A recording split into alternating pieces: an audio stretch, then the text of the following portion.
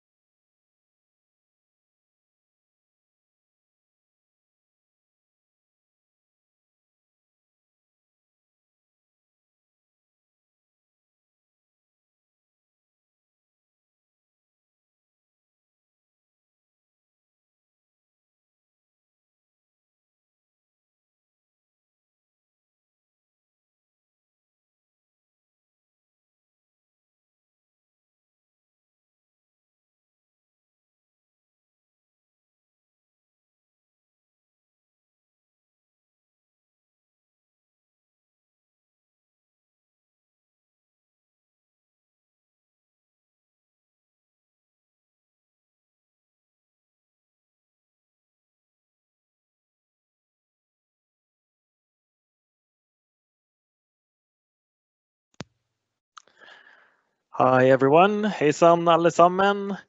Obrigado, ciao, hola. My name is Emil Bremnes. I'm a communications advisor in NOFIMA. NOFIMA is the Norwegian Institute of Food, Fisheries and Aquaculture Research. Welcome to this webinar.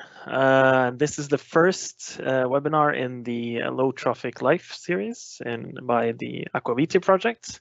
And my role today here is as a producer, host, facilitator of this webinar, and I will be doing the same thing in the future webinars, which will be every single Thursday, or the very last Thursday of every single month in the months to come. Maybe not next month because of Christmas, but after that at least. So before we go any further, I want to introduce Phil James, who is the coordinator of the AquaVitae project. So Phil, if you wouldn't mind unmuting your mic and giving a short introduction. Thanks. Okay, thank you, Emil. I assume you can hear me okay. So as Emil has said, I really just want to welcome you all here on behalf of AquaVitae and as the coordinator of AquaVitae.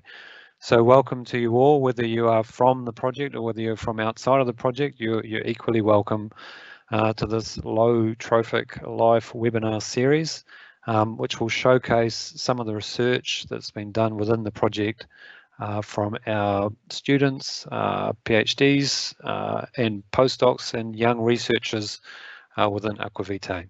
So I want to also thank Emil for organising and hosting the webinar. I want to congratulate and welcome Stefany, who is going where no person has been before and will be our first presenter today. And just to note, I guess, that students, young researchers, they will take over the aquaculture industry in the decades to come. So they're an extremely important part of AquaVitae. So once again, I look forward to both Stefany's talks and to all the ongoing talks in the webinar, and welcome to you all. Thanks. Thanks a lot, Phil. Right, so before we get started, I just want to introduce our speaker. And today we are lucky enough to have Stefany Almeida Pereira here. Stefany, she's a marine biologist at Unesp. She works with the sustainability of seaweed cultivation and is currently developing a PhD in aquaculture with the transition from monoculture shrimp farms to integrated systems through the introduction of macroalgae. Stefany, she generally works in the areas of production of aquatic organisms with an emphasis on integrated systems, sustainability, and bioeconomics. And today she will give a seaweeds as key components in pond IMTA systems. So Stefany, The floor is yours, and if you wouldn't mind uploading your presentation, that would be fantastic. Okay. Hello, I thank you, Emil and Philip, and I will start my presentation.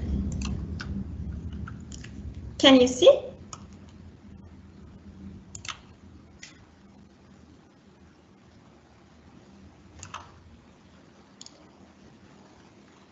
Can you see my presentation?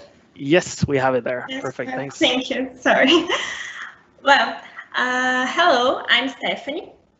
Today I will start the webinar series from AquaVitae about Low Trophic Life. And I will talk to you about seaweeds as key components in pond IMTA system. I want to start talk to you about a little bit about who I am. I am Stefany Pereira. I'm a Brazilian researcher, marine biologist, master in aquaculture, and PhD student at São Paulo State University at Caunesp, Aquaculture Center from Unesp. I'm also a member of the Aquaculture Sustainability Research Network. As a previous experience with seaweeds, during my master course, I investigated the bioeconomic aspects and sustainability of the native red seaweed Ipinaia pseudomuciformis farming. And we developed a method to cultivate these new aquaculture species together with a local community. This methodology was patented by Unesp. Here are some photos of the seaweed farm in the sea. And as a result of this work, we published 3 articles in this year, one being about sustainability of Ipinaia pseudomuciformis farm. And in the present, I'm on an academic PhD in innovation, studying sustainable aquaculture systems in the aquaculture program at Caunesp. My supervisor is Wagner Valente. My co-supervisor is Janaína Quimpara. And this project is a result of a partnership between Unesp, CNPq, and Primar Aquacultura, that is an industrial partner from AquaVitae. Primar participates from case study 5 and case study 8. My work is related to case study 5. Well, first, I want to start to talk to you about the IMTA system. IMTA system is the integrated multi-trophic aquaculture that involves cultivating fed species with extractive species that will utilize wastes from aquaculture for their growth. So here in the figure, we can see a schedule from Chopin et al. 2010 that explain that is classic and explain the IMTA system. Here we have a feed aquaculture, in this case kingfish, that will release waste to the water, and the waste particles in the column of water in suspension will be absorbed, can be absorbed by organic biofilters as shellfish, and by seaweeds that will absorb inorganic nutrients. And we can also have in the bottom of the system invertebrates as sea urchin, sea cucumber, and lobsters that can absorb the deposit extractive. So is that, and this year, Boyd et al. Published an article that explains different levels of integration to IMTA system. We have from level 1 to level 5, and the complexity is rise from level 1 to level 5. In level 1, we have species that occupy different spaces in the same production unit. Level 2, the cultivated species occupy similar habitats, but different ecological niches. Level 3, one species can improve the environmental conditions to other species. Level 4, cultivated species produce byproducts that can be used as input to other cultivated species. And for level 5, where cultivated species originates byproducts, which are inputs for other species and vice versa. So the same system can have more than one level of integration, but the complexity rise from level 1 to level 5. Knowing now what is the IMTA concept, I want to talk to you about the seaweeds' role in these IMTA systems. Seaweed are trophic organisms that can act as a biofilter to the system. They can absorb inorganic nutrients as nitrogen and phosphate, and also absorb carbon, so they can improve the ecosystem health. Seaweeds also are high-value products that can generate economic stability in coastal and rural communities and social acceptability. So also macroalgae can present components that are capable of reduce disease incidence and increase shrimp's immunity, what is very interesting to aquaculture sector. So here I fixed some works that had as topic the seaweed role in improved water quality and also disease incidence, and studies that is about seaweed components as polysaccharides that can act as therapeutic to the aquatic organisms. So it is a very interesting aspect of seaweeds to aquaculture too. We also have the seaweeds as habitats to associated organisms. We can find a lot of invertebrates associated to seaweeds, as sea slugs, small crabs, lobsters juveniles, and one organism in specific is very interesting for us in aquaculture, that is amphipods. The amphipods can be a natural and high quality feed to the shrimps. So this aspect of seaweeds is very interesting to us. And when we think about shrimp farming, the shrimp farming sector have suffered with impact of disease outbreaks and the market price of shrimp, variation of shrimp. So these two problems associated can bring to the farms loss in the production and also reducing the profit. So it's a very bad to them. So your case study is Primar Aquacultura. They stay in Tibau do Sul, Rio Grande do Norte, northeastern Brazil. Here I put a map for you have a notion of where we are. And Primar has an organic production system, which means they do not use chemicals in the process of production. They don't use pesticides, they not use antibiotics, and also they not use formulated diet. So they not use products that can rise the production. So also they work in low stocking densities and also have problems with productivity in the winter. So the sum of disease outbreaks and low stocking densities can result in low productivity to the farm, which is a problem. Primar main product is the shrimps, but they also produce oysters, and they have technology to produce seahorses, but they are not producing the present moment because legislation problems to market seahorses in Brazil. So they have now production of shrimps and oysters, but not in the same pound.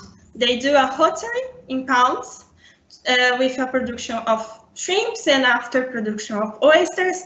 And think about this situation, how can the IMTA be a solution? Here we have a figure that explains the present production system. We have a low stocking density of shrimps of 4 shrimps per square meter in earthing pounds. And we want to introduce oysters in the system. The oysters will act as a biofilter to organic particulated material in water. And they also produce pseudophyces that can be fed to shrimps. We also introduce the seaweeds in water. The seaweeds will act as a biofilter to inorganic nutrients as nitrogen, phosphate. They also can absorb the greenhouse gases that can be released from the shrimp shrimp farm. And seaweeds will will be attached to the amphipods. So amphipods can be fed to shrimps. This way, we hope to improve water quality, and with this rise the survival of shrimps, and also provide more feed disponibility to shrimps. With this, we hope increase the system productivity, and also increase the system productivity once we, in the same space, we will have more than one product produced there. So we will have shrimps, oysters, and algae. With the better water quality, the improvement of water quality, rising in feed disponibility, we hope that we can double the stock density of shrimps and increase even more the system productivity.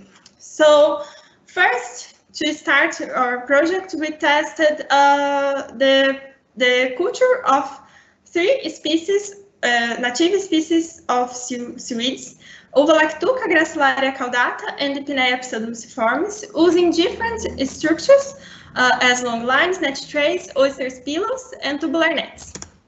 Here in the left photo, we can see long lines with uva, in the right, net trays with Gracilaria.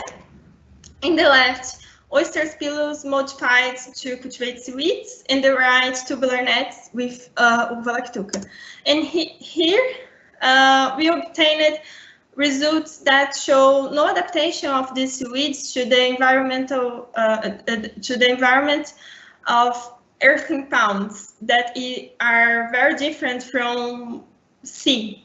So we have the particulated material accumulated in seaweeds, and the seaweeds not grow and suffer from loss of biomass. Here in the left photo, we can see the Dipinea pseudomyciformis with the eggs of aquatic insect, and in the right, we can see Ovalactuca with a lot of particulated material accumulated in uva. So here in this photo, we can see the difference between the beginning of the test and after 20 days of test, how particulated material accumulated in seaweeds. We also observed that another algae, a green filamentous macroalgae, grew on the Gracilaria. This macroalgae have not been introduced in the crop and had spontaneous growth on the cultivated seaweeds. We previously identified this algae as Uva intestinalis, and we tested different plastic materials to collect these seaweed seeds. as PVC panel, PVC pipe, PET bottle, and PVC panel coated with a plastic bag. Here in the left side, we have the small structures, and here in the right side, we have the photo of the supply channel of the farm with bigger structures for the test of fixation. So we select the PVC pipe to collect seaweeds, and we build pen enclosures to test the effect of seaweeds and oysters to shrimp productivity. So here is the photos of macroalgae on the pen enclosures. Here in the right, we can see macroalgae and also the structure of oysters below with oysters. And during this pilot scale experiment, we was monitoring water parameters and doing sediment collection. Here in the left, here in the right, we can see the Trypton collector to collect sediment.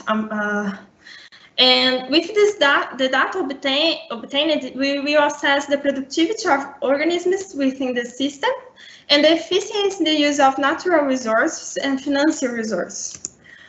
After the end of the pilot scale experiment, we will do the molecular certification to have sure that the algae cultivated is Uva intestinalis or other algae.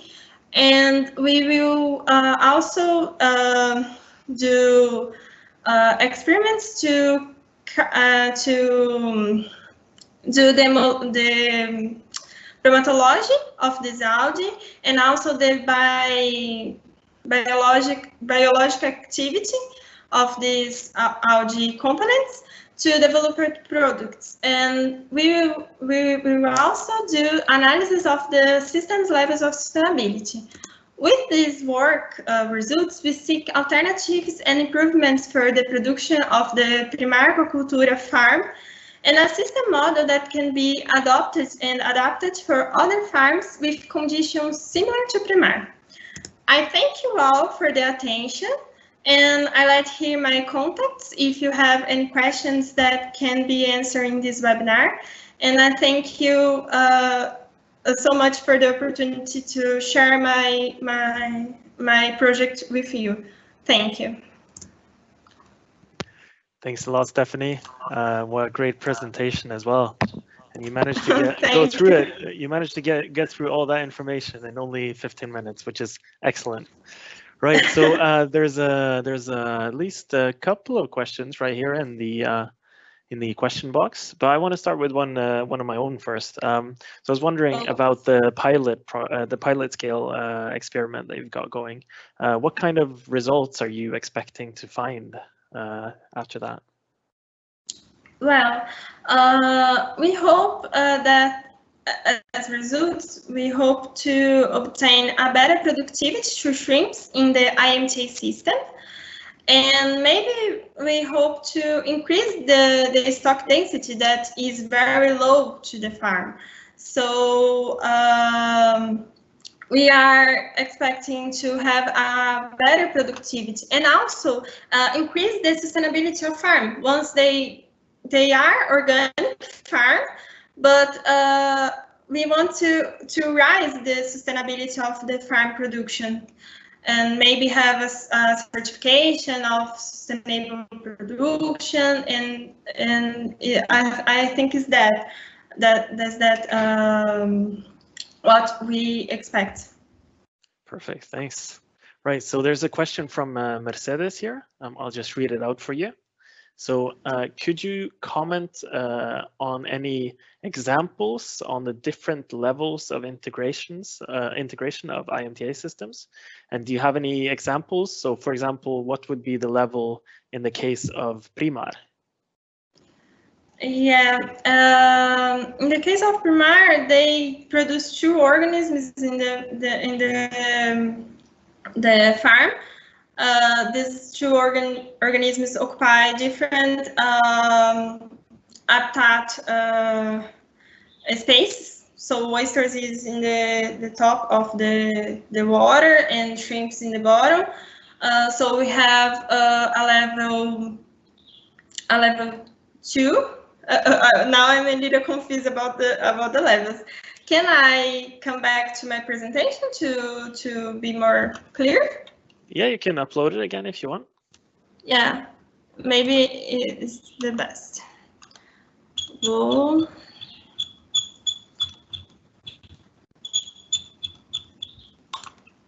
Here. So here we have level 1, different space in the same production facility. So we have oysters in water superficie and shrimps in the bottom, but they are in different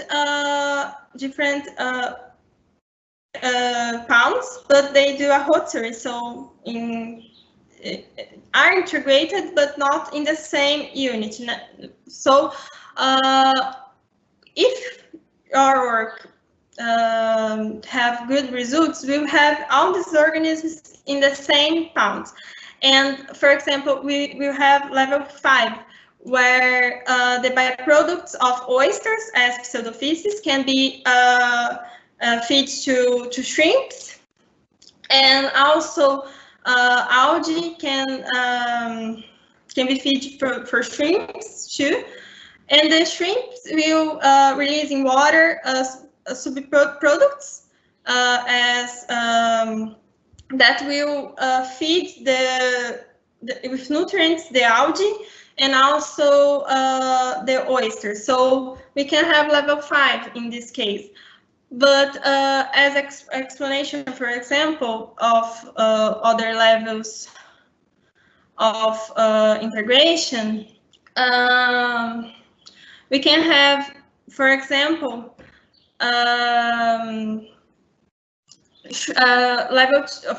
level 2. We have two fishes produced in the same pound. One feed of phytoplankton, and other feed of zooplankton. So we have two fishes. They occupy the water column, but have different fonts of feed. So it's different ecological niches that they present. But in the case of Primar, we hope to go to level 1 to level 5 in this case. Excellent. Right, so there's another question here. This one's from Phil. He was wondering if you could say something about the levels of integration and their relative productivity, cost, and environmental impact. What? Sorry. Sorry, I did not understand.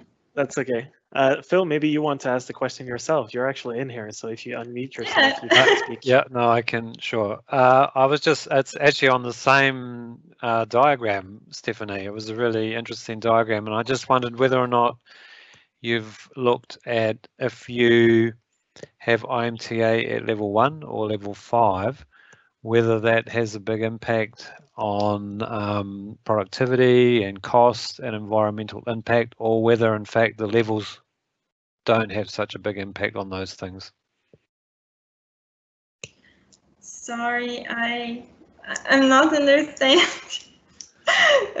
That's okay. Actually, I'll ask my follow-on question instead, which I think is maybe a little bit easy to follow, and that is, Prima, are they doing the IMTA for economic reasons to increase value, or are they doing it to improve the environment on the farm?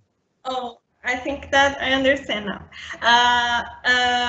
The main objective of this experiment, of course, is improve the economic aspects of the farm too, because when we think about sustainability, people always think about environmental aspects, but sustainability is the sum of environmental, economic, and social. So we can have these three aspects separated. We can see this way. We need to think about how this the production affects the society, how the production brings economical return, and also how the production will not impact in negative ways the environment. So we are very worried about bring with this project a better economic aspect to the farm, increase the number of products that farm can produce and sell to different markets. This way we can increase the resilience of farm, and also by an environmentally friendly way, and of course providing good impacts to the society that lives in the region of the farm. I answered your question? Yeah, you answered it perfectly. It's a win-win-win situation, isn't that what you call it? Right, so there's another question here. Actually, there's two more, and I'd like to take one from Alexander Santos, and he's asking, first he says, congrats for your work and presentation, and he would like to know how to reconcile management and harvest in these IMTA systems without harming other individuals. So if you harvest, well, in this case, it's not so complicated because the seaweed structures and oyster structures are floating in the system, so we can just take off from the pond. And it's very easy to separate them because are not in the same space that shrimps. They are not together in the system. In the system, so it's very easy. But we have problems with this with other integrated cultures. That once, for example, we produce 2 species of fishes, and in the moment of the harvest, you have to separate them, so it's very difficult. But in this present case of shrimps, oysters, and seaweeds are very easy to separate in the harvest. Excellent, thanks, Stefany. So there's one final question, or actually there's just come another one as well. So I'll take them both, and we'll see if we get time for have time for more after. So there's a question from Castellar. I think I might be pronouncing that correctly. So he or she is asking, were the ulva specimens obtained by through hatchery or caught in nature and produced by vegetative growth? Oh, the seaweed was obtained in the supply channel, so are in a natural environment. It was not produced in laboratory, and so was a natural environment fixation to obtain the seeds and vegetative growth. Perfect, thanks. So there's one more question. It's from Fabio Pereira. He's asking, are there any governmental regulations which support or hinder such systems in Brazil? So regarding the use of, for example, waste and wastewater as feed for IMTA species? Oh, in this case, there is no specific regulation to. I know a little about legacy in aquaculture, so it's a problem. But a little that I know is there is no regulation to IMTA system, but they not only one.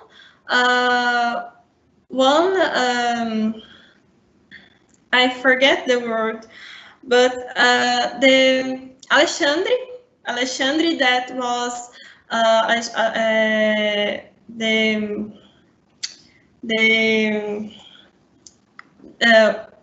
owner of Primar in the past. The previous they one, are they are the first to produce organic shrimps in Brazil, and to think about integrated with oysters. So I know that he, with the governmental, write something in the legislation about IMTA, but it's a very little information, because now that we are having more cultures, integrated cultures in the country, not only in marine areas, but in land with shrimps and tilapia, shrimps, no, sorry, I forgot the name of freshwater shrimp, prawns. Sorry, prawns and tilapia. So it's still starting the culture, integrated culture in Brazil, and I hope that with time we have more legislation about this. But only one until the moment that I know, that was Alexandre from Primar, with the governmental government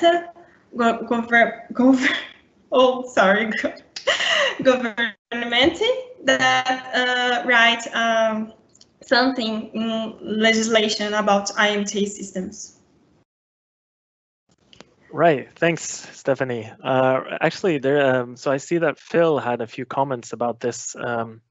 The policy and governance in Brazil, Europe, and South Africa, actually, a report that's going to come out from AquaVitae. So I'll give the word over quickly to you, Phil, just to elaborate a bit more on that. So if you could unmute yourself, thanks.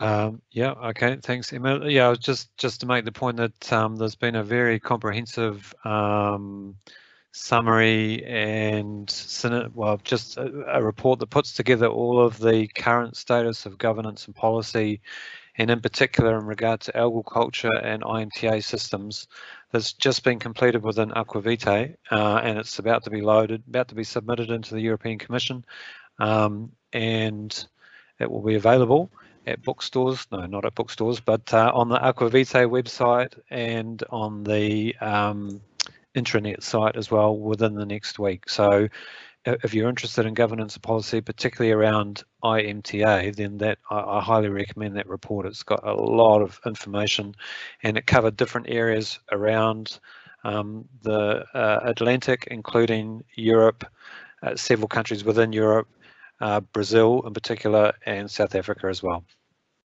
Thanks, Phil. Right, so before we go, I just have one last question for you, Stefany. So going forward now with the COVID situation and everything, what is the work going to look like for you guys now with the pilot and in the upcoming months? Do you have any predictions on what it's going to look like? Well, 22 was a very difficult year.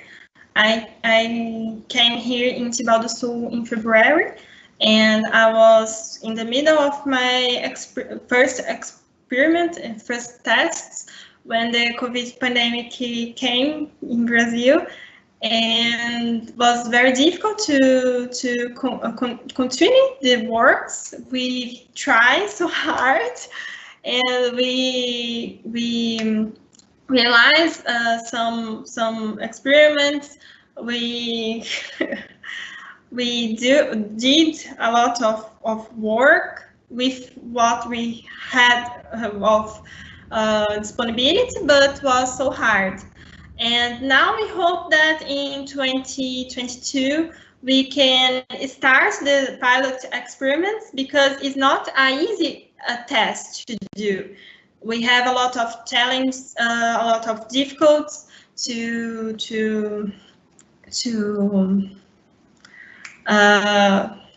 I forgot the word, but we had a lot of work to do with challenges and difficulties, and we hope that in the next year we can finally have a model of the system ideal to the farm.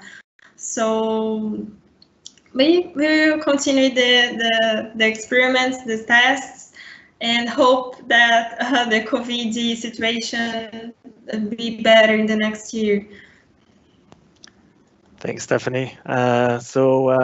With that, I think we will conclude this webinar. I just want to say again, thanks, Stefany, for your presentation and for sharing your exciting research. It's really fascinating, especially for someone like me who has no knowledge about any of this stuff. I can still understand it, which I find amazing. That just means you've presented it in a way that makes it applicable to basically anyone, which is fantastic. Right, so with that, I would just like to say thanks, Stefany, thanks, Phil, as well, for being here.